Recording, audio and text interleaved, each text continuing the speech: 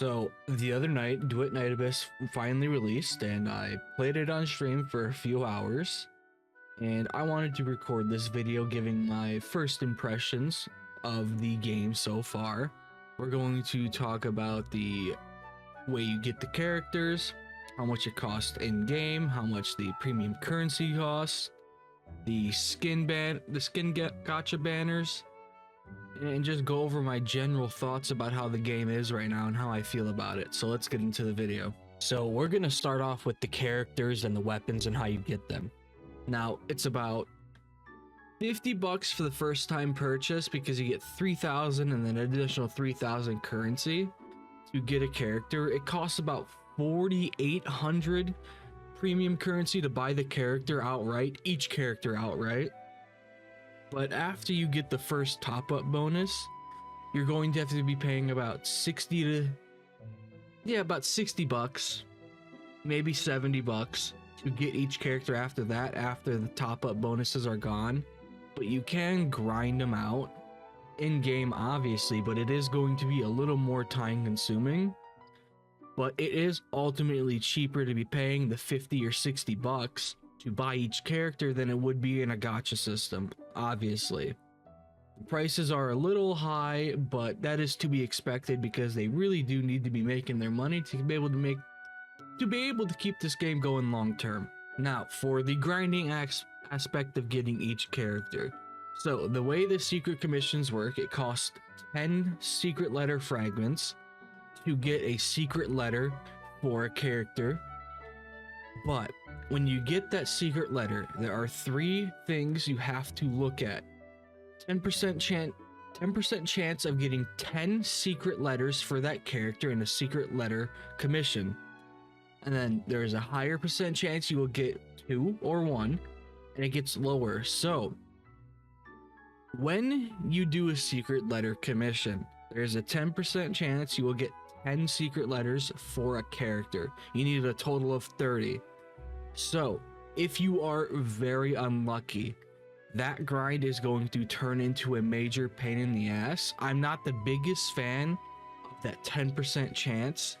I wish it was a bit higher, but it's still not that bad. They could have made it a 1 or 2% chance, and it is a little sucky about that, but I'll take it for getting rid of the gacha system because it makes it so you can just put time into getting the characters without having to spend a dime, and that is just a major W for this game. Now, the way the weapon unlock works, it's the same as the character unlock for grinding. You can buy secret letters for the weapons, so you can get them from multiple different ways. I have not unlocked the actual official way to get the secret letters. I think there's one other way besides the way I'm doing it right now, but I think you require less total secret letters, but it's still the same drop chance for the secret letters for the weapons. So it's going to be a bit time consuming to get these weapons and characters, but as I said, I will take it over a gacha system, and I bet the majority of players will take it over the gacha system. You can also craft weapons through forging, which is the Warframe aspect they did take from. I saw it can take 70 minutes to craft a weapon because as you're playing through the story, they'll have you craft a weapon or two, and it'll take about 70 minutes, but they give you these charges to use to speed up the crafting. So yeah, that is the way you get weapons and characters in this game now that the gacha is over. It's a little more on the expensive side, but oh well, I'll take it. It is infinitely the better option than having to pay $300 to get a character through a gacha banner.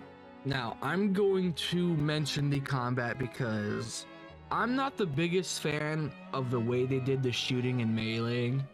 It is a little bit my fault for not looking at how the gameplay is going to function and how the shooting and melee was gonna function in the game.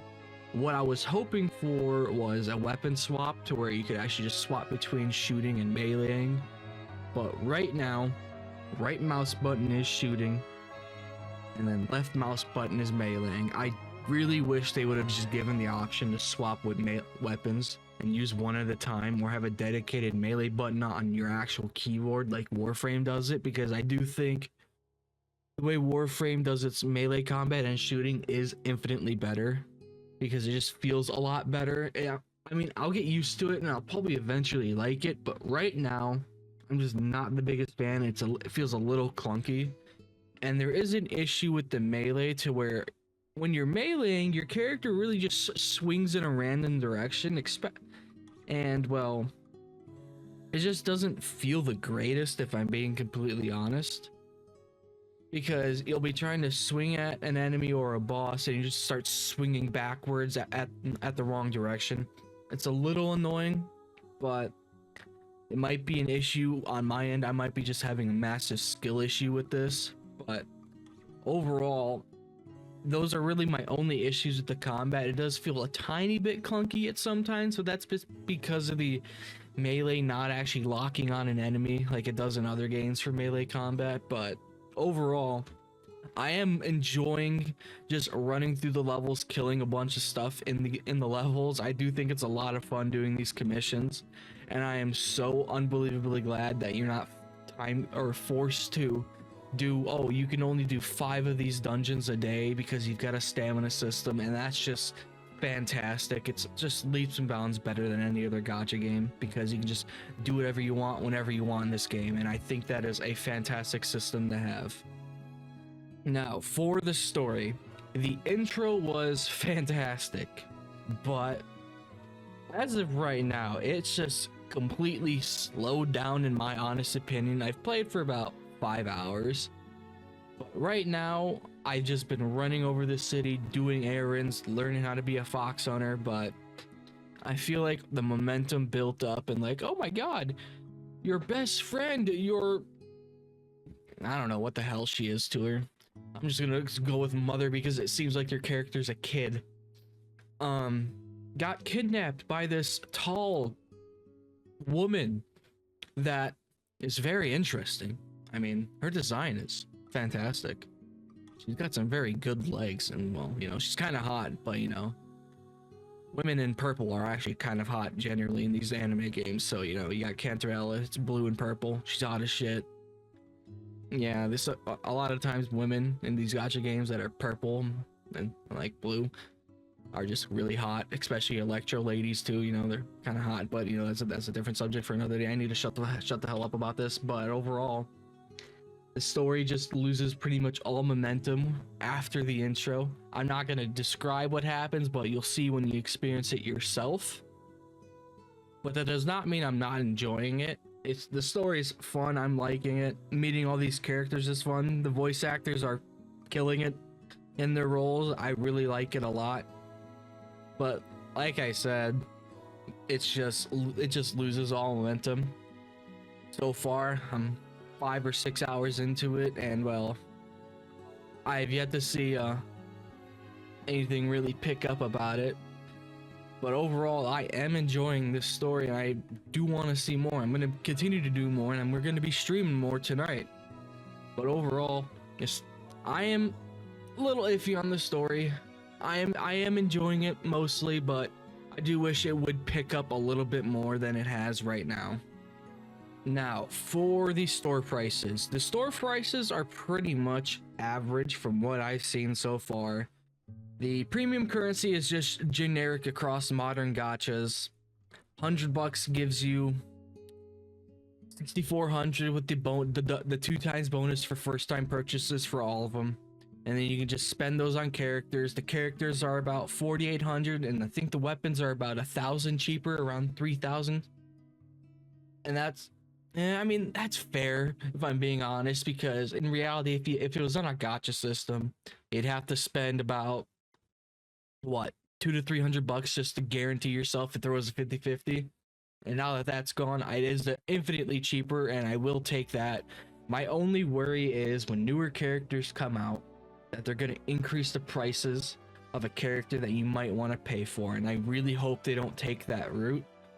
But overall, from what I've seen, the store prices are genuinely fair. I mean, they do have that 99-cent outfit that Santa one. The battle pass is just the same price between every other game. 10 bucks for the regular one, 20 bucks for the enhanced one. But I do want to mention the banner. Now, your pity does not carry over, apparently, from what I read, between new banners.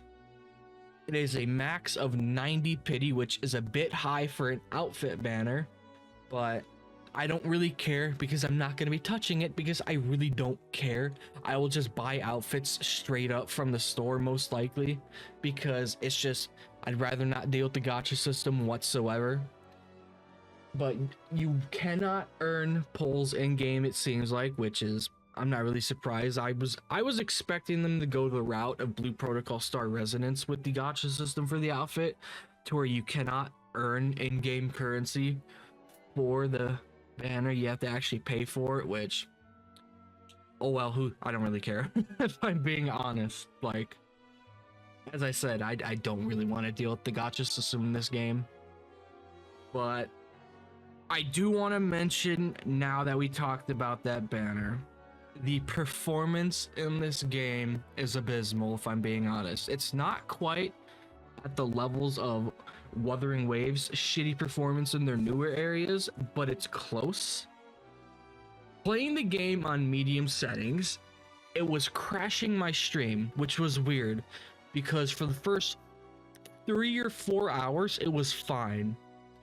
But at some point, it just crashed my regular stream. My short stream was fine, but when I lowered it, it stopped. When I went to the lowest or low settings, it stopped crashing it, and I don't really know what was going on, but I pretty much had to force close OBS twice.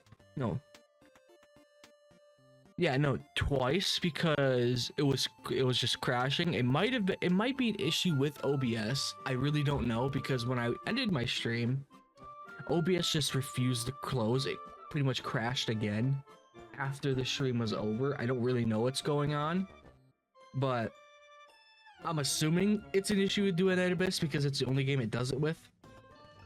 But yeah, the performance is kind of mid. I don't really know how the DLSS works, because the DLSS options are 2x, 4x, and 6x. I have no idea what the fuck that means. Why can't you just say the actual DLSS options that other games say? It's really simple. So I currently have DLSS turned off, and I really wish it would release on Steam right now, because it still hasn't released on Steam, because I can't get an FPS counter, because it doesn't. GeForce is one of the worst apps I've ever used for anything. The recording sucks. The overlay sucks. Trying to update my graphics drivers sucks. It's just fuck GeForce, if I'm being honest. Now I'm gonna start rambling about that because I just hate that damn program. GeForce never wants to open when I press the keybind.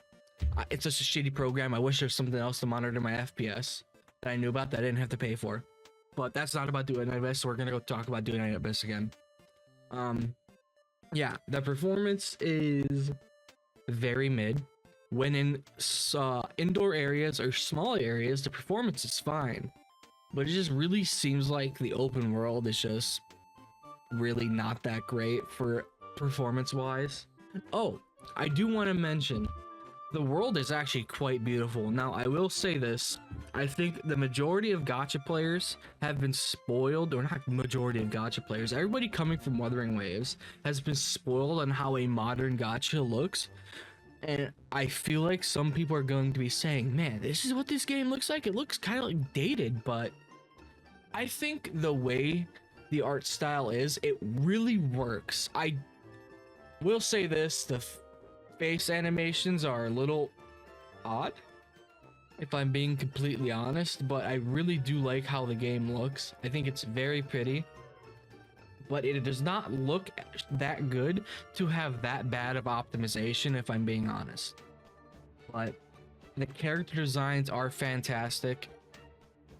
You can, well, in the story, you are progressively unlocking more characters. There is a way you can just obviously pay for them, but as you complete more story missions, you'll slowly unlock new characters and their melee weapons. The most recent one I unlocked through the story was the Fox dude with the dual blades, and the dual blades are actually kind of fun. Now, every character can pretty much use every weapon, it doesn't matter, but each character does have their specialized weapons that you can use, like the chick you meet in the beginning of the game that in the intro, she prefers dual pistols and swords. Each character has their own select weapon of like great swords, dual pistols, dual swords, scythe, bow, all that type of stuff. Now, there are a lot of weapons. I very much want the minigun because it looks cool. Now, the movement does feel nice. I will say that. I do like bullet jumping everywhere and dashing. You move really fast because of this. The traversal is great because of this, and I do wish there was more to explore in the open world, like more cities.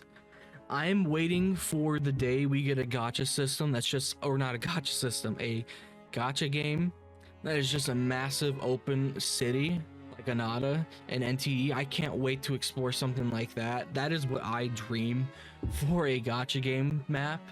I'm just not the biggest fan at this point of these. Oh, here's a city with just open plains around it in every gacha game. If I'm being honest, I'm getting a little tired of seeing it. It's just generic map for gacha game, unfortunately. But I am liking exploring the world of Duetnightabyss because of the bullet jumping. It's a lot of fun flying through everything. So that was pretty much my first impressions on how you can unlock characters, the prices between them, and the weapons, and just my overall first thoughts and impressions about this game. I am going to be streaming this game soon, maybe in a couple hours, depending on if I have some stuff to do today. But overall, I am really liking what I'm seeing. There are a few issues that I hope get resolved soon. Now, the combat thing that I mentioned, that's really only on my end. I mean, if they give us the option to actually manually switch weapons, I'd be super excited. But overall, I have extremely high hopes for this game. I'm really enjoying everything in it. I love that you don't have to wait to do activities daily. You can do activities as much as you want, anytime you want. It is fantastic. You can grind out a character in a day. I think it's fantastic. But if you made it this far in the video, thank you. I hope you liked the video, and I think you should subscribe. We're going to be streaming later today, and I'll see you guys in the next video. Peace.